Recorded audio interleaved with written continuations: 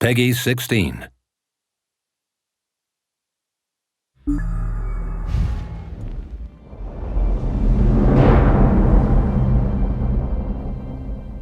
My name is Nick Conkle, and I'm lead gameplay designer for the Elder Scrolls Online. Elder Scrolls games have always had very open-ended progression systems, and this one's no different. There's a huge number of choices, and you can choose to focus on one or spread yourself amongst all of them. And of course, if you spend enough time, you can eventually master them all. So let's start with the very basics. As you play the game, killing monsters, doing quests, or exploring the world, you're going to gain experience points that's going to allow your character to level up. It isn't just leveling up that gives you skill points. You can also get them by finding special shards in the world called sky shards, or by doing special quests along the main path.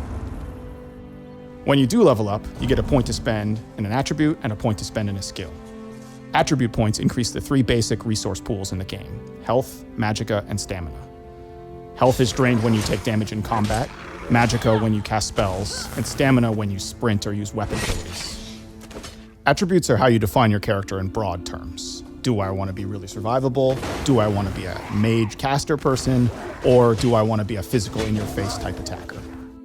Skill points, on the other hand, allow you to define your character in a specific way. So you can spend a point to learn an ability or a spell, and abilities or spells belong to a skill line, which is a thematic connection of abilities. The more you use abilities from a specific skill line, like say Stone Fist from the Earth Magic skill, the more you'll have access to the abilities later in the line, like Petrify or Magma Armor.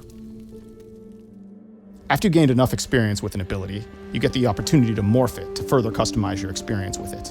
So, for example, the Templar ability Rush Ceremony, which heals a nearby ally, can be morphed so that it heals 3 nearby allies, or so that it restores magicka to you when you cast it.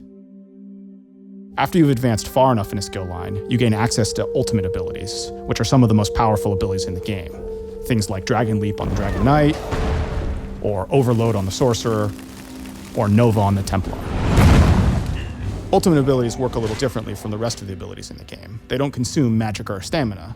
Instead, you have to build up for the opportunity to use them, and then when you do, you can have a devastating effect on the battlefield. So we've been talking a lot about spells that you can use in combat, which we call active abilities. But you can also spend your skill points on passive abilities. And those have a more subtle effect that's permanent on your character. So it can be things like increase the damage you cause with fire spells, or something like where your lightning magic will have a chance to cause the target to disintegrate instantly and turn into a pile of ash. There are 2 decisions you make at character creation that will affect the skill lines you have as you progress your character further. Your race, which gives you a set of abilities that helps define the identity of that choice, and your class, which actually gives you 3 unique skill lines that follow a general theme without actually forcing you into a specific role. Your class and race skills only represent a fraction of what's possible to get in the game, though. There's a whole set of general skills that are available to anyone who plays the game. A good example of this is the weapon and armor skills, which every character starts the game with, and anyone can take the time to learn and master. So no matter what class or race I picked, if I pick up a sword and shield, I can start getting stronger with that weapon. Or, alternatively, if I want to wear light armor and use a staff, I can become a good mage. You can also find entirely new skill lines for your character by playing the game and exploring the world. This ranges from relatively easy things to do, like join the Mages Guild or join the Fighters Guild, or by finding out in the world the opportunity to become a werewolf or a vampire.